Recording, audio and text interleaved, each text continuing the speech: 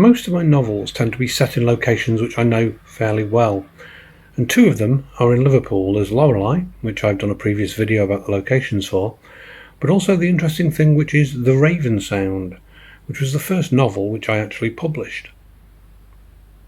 The Ravensound's set primarily around the L8 area of Liverpool, which is referred to in the book as Toxteth, but a little detail for you fact fans out there, it was never actually known as that in the area itself. It was always known as L8.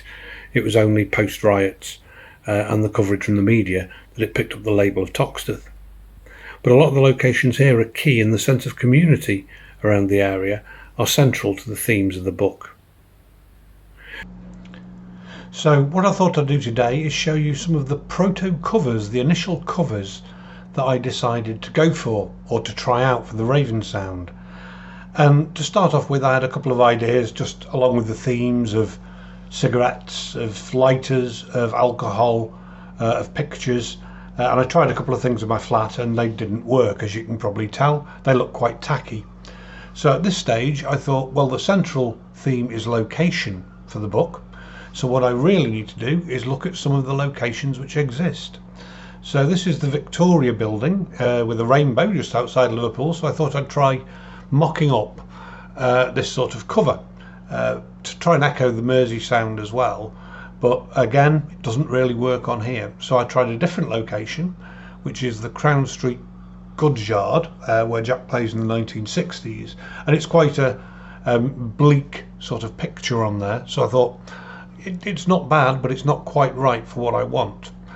So I then moved to the edge of Toxteth, as Toxteth or L8 is central to the book, and took a picture of the library, which was Toxteth Chapel originally, and thought I'd play around with this and see if I could get some nice images, some nice inverted black and white images on there, and try these different things again. This was the point that I realised that I definitely needed to go for a professional cover designer rather than going for my own. But I did have one more thought on Hope Street on this one. I do actually like this image, not for a book cover, but it's at the key point by the Art College where Jack walks back and forth and looks down towards the city. So I thought it was particularly meaningful and evocative on there.